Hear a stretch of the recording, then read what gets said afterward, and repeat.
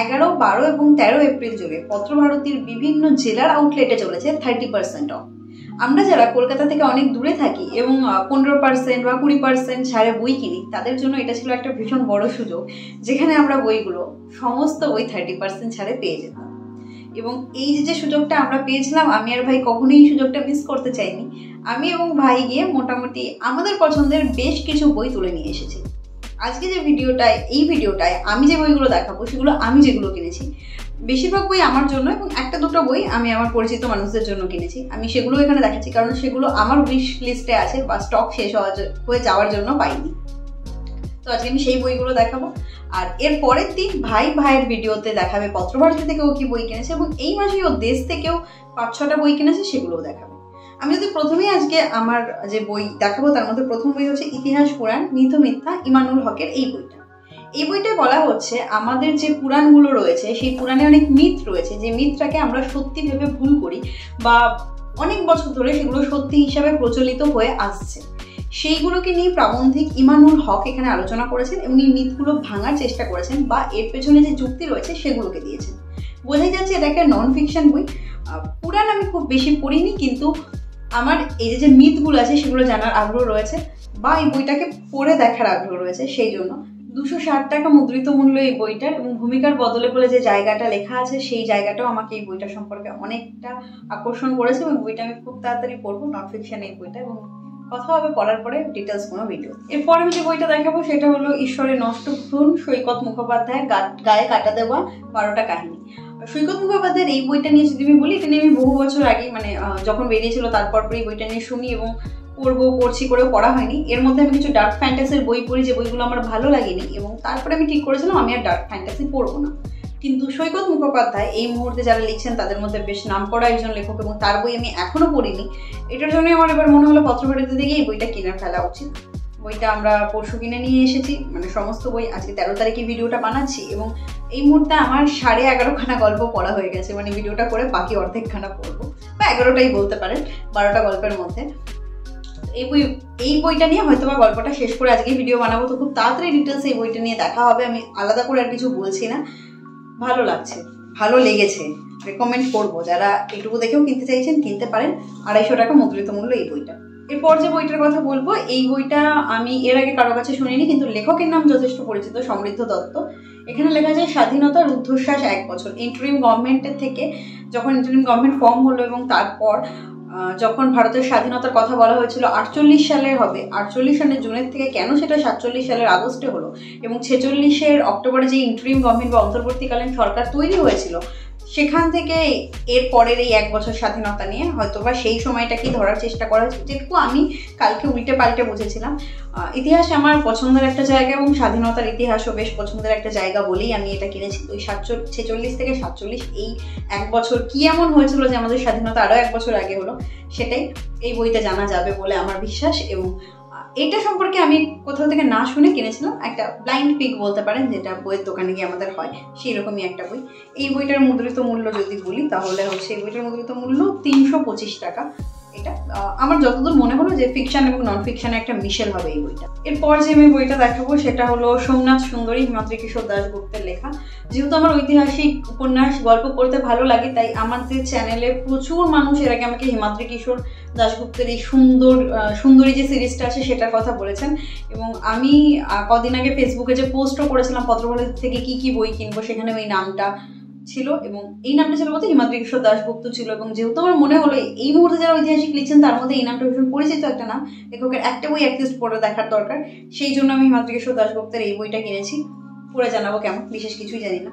এরপর যে লেখকের বই দেখাবো তার নন ফিকশন আমি পড়লেও ফিকশন সেভাবে পড়িনি। এবছর বইমেলা একটা গল্প সংকলন পড়ছি, এটাও 3টে গল্প, কিন্তু that is not my job. মানে ভৌতিক বা অলৌকিক আমাকে সেভাবে এখন আর টানে না। তো কিন্তু তার এই বইটা যে বিষয়ের উপর লেখা সেটা আমাকে ভীষণভাবে টানে, সেটা হচ্ছে ঐতিহাসিক। সূর্য বিনোদিনী অভিক মুখোপাধ্যায়ের এই বইটা। যদি একটু বলি, উড়িষ্যার যে কোনারক মন্দির আছে সেই মন্দিরটাকে ঘিরেই কিছুটা লেখা, যতদূর আমি জানি। বইয়ের এপাশে যেটুকু আছে, বিরক্ত, প্রেম, প্রণয়, বিরহ, ত্যাগ, নিষ্ঠা, উৎসর্গ, কর্তব্য, সব মিলিয়ে অপরূপ ইতিহাস, সুরভিত কাহিনী। অভিকদার লেখা খুব ঝরঝর, এবং অভিকদার লেখা আমি ফিকশন বলি বা নন ফিকশন বলি, পড়তে ভীষণ ভালো লাগে। মানে যেটা হয় না, একটা লেখাটাকে উপভোগ করা যায়। আশা করছি অভিজ্ঞতার ঐতিহাসিক উপন্যাসটা আমার খুব ভালো লাগে এবং কেমন লাগলো পড়া হলে অবশ্যই কোনো ভিডিওতে জানাবো। এরপর যে বইটা বলবো সেই লেখকের নামটাও যথেষ্ট জনপ্রিয়। দুর্ভাগ্যজনকভাবে আমি এখনো তার লেখা পড়িনি, এটা একটা সুযোগ ছিল তার লেখা পড়ার। তো যে বইটা আমি নিয়েছি সেটা হলো রাজা রামমোহন প্রথম পদাতিক রাজা ভট্টাচার্যের। রাজা ভট্টাচার্যের আরও যে বইগুলো আমি দেখছিলাম তার মধ্যে থেকে আমি এই বইটাকে কেন চুজ করলাম সেটা হলো ব্যক্তি হিসেবে রাজা রামমোহন রায় সম্পর্কে আমার যে ইন্টারেস্ট রয়েছে সেটাই। রাজা রামমোহন রায় সম্পর্কে হয়তো ছোটোখাটো কথা আমরা জানি, বা বেশিরভাগ যেটা আমরা জানি সেটা হচ্ছে সতীদাহ প্রথা বন্ধ করার পেছনে যিনি ছিলেন মূল রূপকার তিনি হলেন এই ভীষণ আধুনিক মনস্ক একজন মানুষ। কিন্তু রাজা রামমোহন রায়ের সংগ্রাম হোক, তার জীবন হোক, বা আরও সমস্ত কিছু কী কী চ্যালেঞ্জ তিনি জীবনে দেখেছিলেন বা তাকে নিয়ে অনেক সমালোচনাও হয়, সেসব ব্যাপারে আমি খুব ভাষা বা টুকরো টুকরো একটা কথা জানি, যেগুলোকে কখনোই সেই টুকরোগুলোকে এক সুতো দিয়ে গেঁথে একটা মালা আমি তৈরি করতে পারিনি। আশা করছি এই বইটা আমার সেই কাজটাকে সহজ করবে। রাজা রামমোহন রায় সম্পর্কে আমি অনেক কিছু জানতে পারবো এবং যেহেতু এটা উপন্যাসের আকারে লেখা তাই মনে হয় যে পড়ার আগ্রহ ভীষণভাবে বজায় থাকবে। এই জন্য এই বইটা আমি চুজ করেছি। এই বইটার মুদ্রিত মূল্য যদি বলি তাহলে 300 টাকা এই বইটার মুদ্রিত মূল্য, পড়া হলে কথা হবে। এবং সোমনাথ সুন্দরী বইটার মুদ্রিত মূল্য রয়েছে 395 টাকা। এরপরে আমি যে বইটা নিয়ে কথা বলবো সেটা হলো প্রচেত গুপ্তের একটু পরে রোদ উঠবে এই বইটি। এই বইটা নিয়ে আমার কোনো আইডিয়া নেই, আমি যে পোস্ট করেছিলাম সেখানে অনেকে সাজেশন এই বইটা ছিল এবং প্রচেত গুপ্ত খুব পরিচিত একটা নাম এই মুহূর্তে যারা দারুণ লিখছেন তাদের মধ্যে, তো সেই জন্য প্রচেত গুপ্তের এই বইটাও আমার পড়ার ইচ্ছা রয়েছে। এই সময়ের দলিল প্রেম, লোভ, হিংসা, অপরাধ, মায়া মমতা, রাজনীতি, বিশ্বাসভঙ্গ আর বিশ্বাস গড়া দিয়ে এই দলিল তৈরি হয়েছে। ঝকঝকে বুদ্ধিমতী এক তরুণীকে ঘিরে কাহিনী ডালপালা মেলেছে। তরুণীর নাম বাড়িধারা। সেই সময়ে তরুণ প্রজন্মের ভালোবাসা, প্রতিবাদ, আধুনিকতা আর মূল্যবোধের প্রতীক। কাহিনী জুড়ে বহু চরিত্র, ঘটনা অজস্র। কাহিনী যেমন এই সময়ের কথা বলেছে তেমন সময়কে ছাপিয়ে এগিয়েও গেছে। কাহিনীর ব্যাপ্তি চমকে দেওয়ার মতো, অভিনবও বটে। টানটানি লেখা একবার পড়তে শুরু করলে থামা অসম্ভব, কখনো স্নিগ্ধ, কখনো ক্ষুরাধার। প্রচেত গুপ্ত এই উপন্যাসে নিজেকে উজাড় করেছেন। একটু পরে রোদ উঠবে এমন এক কাহিনী যা পড়লে পাঠকের মনে হবে নিজেকে কোথাও খুঁজে পাচ্ছি, যে ছিল গোপনে। তো এই বইটা জীবনমুখী একটা উপন্যাস। একটা মেয়েকে যদি আমরা এই প্রচ্ছদ দেখি সেখানে বোঝা যাচ্ছে একজন নারীকে ঘিরেই গড়ে এই উপন্যাসটা বা ডালপালা মেলেছে যেটা বললাম। ওটা দেখবো, একটু ব্লাইন্ড পিকও ভালো বা সাজেশনে বই পড়াও ভালো। ওই পোস্টে আরও একটা বই যেটা নিয়ে আমাকে বহু মানুষ বলেছিলেন বা ইনবক্স করেছিলেন সেটা হচ্ছে দুরন্ত ঈগল, দীনেশচন্দ্র চট্টোপাধ্যায়ের এই বইটা। এই বইটা নিয়েও আমার বিন্দুমাত্র কোনো ধারণা নেই এটার গল্প কি বা উপন্যাসটা কিভাবে এগিয়েছে। কোথাও আকাশ ছোঁয়া পর্বত রাজ্য যেখানে মুহুর্মুহু ভেঙে পড়ে হিমানী সম্প্রপাত, আবার কোথাও খরস্রোতার স্রোতশ্রেণী, কোথাও অরণ্যে ঢাকা নিভৃত উপত্যকা, কোথাও ধুধু মরুপ্রান্তর, আবার এখানেই আছে সুন্দর জনপদ। বিপ্লবের আগুন আর অসংখ্য চরিত্রের ঘনঘটা সংঘর্ষে আলোড়িত। মিন আখড়ার গায়ের শিকারি জোড়াকে নিয়ে মহা উপন্যাস। তো আশা করছি খুব অ্যাডভেঞ্চারমূলক একটা উপন্যাস হবে এবং যারা সাজেস্ট করেছেন তারা সবাই বিদগ্ধ পাঠক, তারাও কিছু বুঝে কিছু ভেবেই সাজেস্ট করেছেন, এই জন্য আমি এই বইটাও নিয়ে নিয়েছি। আর পত্রভারতের বই সম্পর্কে আমার বিশেষ ধারণা নেই, যে ধারণাগুলো যে বইগুলো সম্পর্কে আছে অলরেডি তারা আমার সেলফে আছে বা সেটা আমার জন্য বা এই মুহূর্তে আমি সেই বই পড়তে চাইছি না। এরপর যে বইটার কথা বলবো সেটা হলো দেবজ্যোতি ভট্টাচার্যের গৌতম বুদ্ধের পথ ধরে এই বইটা। গৌতম বুদ্ধ এই চরিত্রটাও আমার ভীষণ ইন্টারেস্টিং লাগে। গৌতম বুদ্ধ সম্পর্কেও কত কথা আমরা শুনতে পারি, ইতিহাস বইতে আমরা কিছুটা পড়ি বা বিভিন্ন গল্প উপন্যাসে আমি বিভিন্ন জায়গায় গৌতম বুদ্ধ সম্পর্কে পড়েছি। তবু গৌতম বুদ্ধের এই চরিত্রের মধ্যে যে একটা আকর্ষণ আছে, তিনি যেভাবে আমাকে ভাবান, বা যখন আমি অন্য কোনো কবিতা, গল্প, উপন্যাসেও কোথাও একটা গৌতম বুদ্ধের রেফারেন্সও পাই, সেটা নিয়ে আমি যেভাবে ভাবি, সেই ভাবনা থেকে আমার গৌতম বুদ্ধ সম্পর্কে জানার আরও ইচ্ছা বাড়ে এবং গৌতম বুদ্ধ সম্পর্কে আমার পড়ার ইচ্ছাটাও বাড়ে।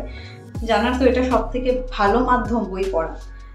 যদি আবারও এটুকু লেখাতে বলি, 2500 বছরের আগের ভারতবর্ষ। তিনি বেরিয়ে এসেছেন কপিলাবস্তুর রাজ্যপাট ত্যাগ করে, কাঁসাই বস্ত্র পরিধান করে, হাতে ভিক্ষাপাত্র, চুলদাড়িতে আবৃত হয়ে হেঁটে চলেছেন। হাঁটছেন দেশের গহন বনাঞ্চল দিয়ে, আলাপ করছেন বনচারী মানুষদের সঙ্গে যারা অহিংসা আর সত্য পথের উপাসক। তাদের কাছে খুঁজে চলেছেন জরা, ক্ষুধা, ব্যাধি আর মৃত্যুকে দূর করে দেহের অমরত্বের সন্ধান। 250 সহস্রাব্দ পরে ঘটে যাচ্ছে অলৌকিক ঘটনা। গৃহত্যাগী এক যুবক আদিবাসী এক যুবতীকে সঙ্গে নিয়ে ঘুরছেন ঝাড়খণ্ডের বনে বনে, খুঁজে বের করছেন আলোক পথিক গৌতম বুদ্ধ হয়ে ওঠার যাত্রাপথ, যা এতকাল সম্পূর্ণ অনাবিষ্কৃত ছিল। আমি এটুকু পড়তে গিয়ে বুঝলাম এই বইটা আমি যেটা ভেবে কিনে এনেছিলাম সেটার থেকে অনেকটা আলাদা হবে। তবু কোথাও একটা এই প্রচ্ছদটা আমাকে এই বইটা কিনতে অনুপ্রাণিত করেছিল। বইটা সম্পর্কে আমি কিছু না জেনেই একটা ব্লাইন্ড পিক গিয়ে ভালো লেগেছিল এবং দেখে মনে হচ্ছিল এই বইটা আমি কিনতে পারি, সেই জন্য বইটা কিনেছি। আশা করছি পড়ে ভালোই লাগবে। কেমন লাগবে আপনাদের আমি অবশ্যই জানাবো এবং বইতে লেখা আছে এটা ফিকশন না নন ফিকশন, ফিকশন এবং নন ফিকশনের মিশেল বলেই এখানে লেখা আছে, যেটা আমি পড়েছিলাম। এটুকু কেন পড়িনি জানি না। তো এই বইটার মুদ্রিত মূল্য রয়েছে 395 টাকা। এরপর যে বইটা দেখাবো সেটা হলো রাজশেখর বসু রামায়ণের সারানুবাদ। আমার বাড়িতে বাল্মীকি রামায়ণ 2টো খণ্ডে রয়েছে এরকম মোটামোটা, এবং একটা কৃত্তিবাসী রামায়ণ রয়েছে এরকম মোটা। তো ওগুলো পড়ার সময় আমি দেখলাম, যেহেতু আমি কিছুই জানি না এবং এখন আমার মধ্যে ওই বইগুলো পড়লেই মনে হয় খুব তাড়াতাড়ি যাতে গল্পগুলো জেনে যাই, সেই জন্য পড়ার আগ্রহ কোনো মতেই বজায় থাকে না। পড়তে গিয়ে আমি খেই হারিয়ে ফেলি, কয়েক পাতা পড়ে আর পড়া হয় না, মনে হয় এগোচ্ছে না। আর যেহেতু আমি রামায়ণ জানি না, তাই রামায়ণ নিয়ে আমি বহুত কিছু পড়তে পারি না। সেখান থেকে আমার মনে হলো একদম না পড়ার থেকে সারানুবাদ পড়া ভালো এবং এটা শুরু করাটা ভালো। তো এই যে রামায়ণ মহাভারত বা কোনো পুরাণ আমি পড়িনি, সেই একটা জড়তা কাটানোর জন্যই মূলত আমি এই বইটা কিনেছি। বাল্মীকি রামায়ণ সারানুবাদ করেছেন রাজশেখর বসু। মুদ্রিত মূল্য সম্ভবত 300 টাকা, এটা দেখে বলতে হবে।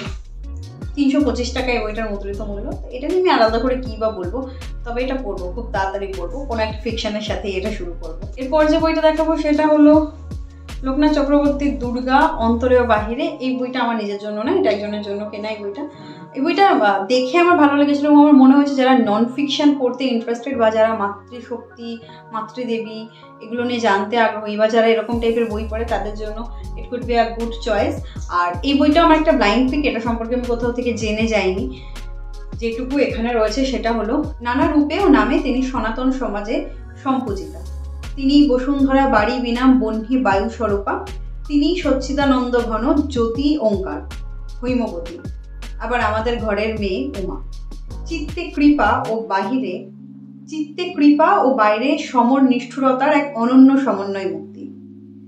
মনের ভূমির মাটি দিয়ে সেই চিন্ময়ীর চিত্র এঁকেছেন ঋষি মুনি মহাজন, অপূর্ব সুন্দর মালা গেঁথেছেন গ্রন্থকারও। আমি জানি না কেন এই বইটার প্রচ্ছদ আমাকে ভীষণভাবে আকৃষ্ট করেছিল এবং বইটার কন্টেন্ট যতটা আমি দেখেছিলাম নন ফিকশন, এই বইটা আমার ভালো লেগেছিল। তো সেই জন্যই নেওয়া। এবং আমি নিজের জন্য কেন নিইনি তাহলে যদি বলি, তাহলে আমি এই সব ব্যাপারগুলো একদমই কিছু জানি না, একদম বিগিনার বলতে পারি।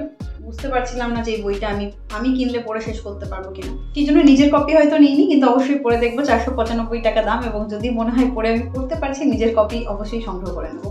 তো এই ছিল আরও একটা, যেহেতু এটা আমি আমার চয়েসে কিনেছিলাম, সেই জন্যই এই বইটা আমি দেখালাম যে বইটা আমার পড়ার আগ্রহ রয়েছে, আমি কখনো এই বইটা পড়ে দেখবো।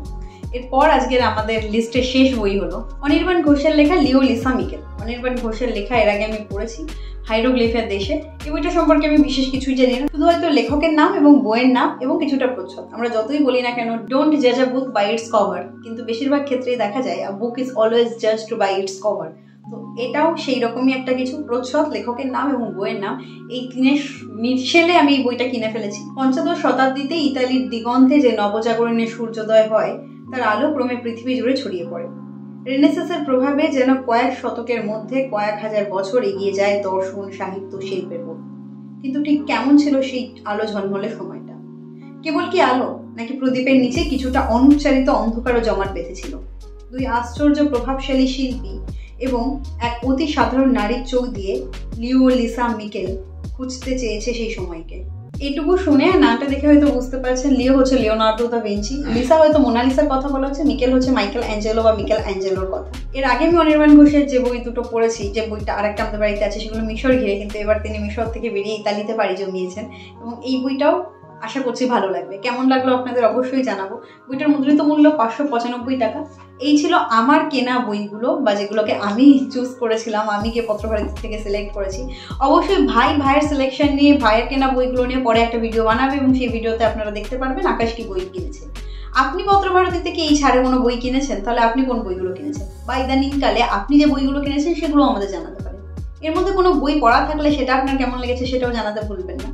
আজকের ভিডিও এখানেই শেষ করছি, দেখা হবে খুব তাড়াতাড়ি অন্য কোনো বই নিয়ে। ততক্ষণ ভালো থাকবেন, বই পড়বেন।